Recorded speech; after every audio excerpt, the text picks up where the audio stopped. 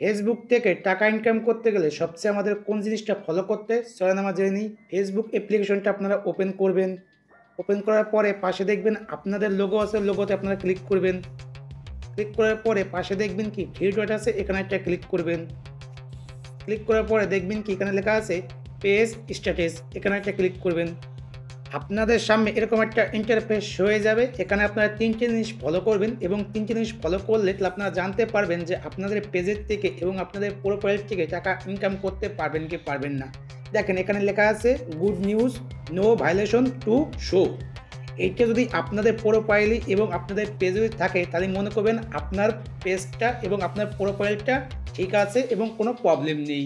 দেখেন নিচে লেখা আছে রেকমেন্ডেশন অ্যাক্টিভেট, এবং এইটা যদি অ্যাক্টিভেট না থাকে, এইটা যদি রিস্কি থাকে তাহলে মনে করবেন আপনার অ্যাকাউন্টে কোনো প্রবলেম আছে। আপনারা এই প্রবলেম যতক্ষণ পর্যন্ত সলভ না করবেন ততক্ষণ পর্যন্ত আপনাদের ফেসবুক অ্যাকাউন্টটা আপনারা গ্রো করতে পারবেন না।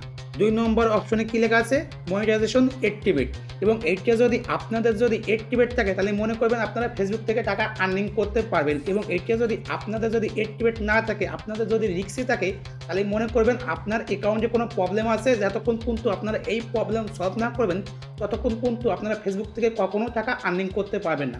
ভিডিওটা পছন্দ হলে লাইক কমেন্ট করলে মোটিভেশন বাড়ে।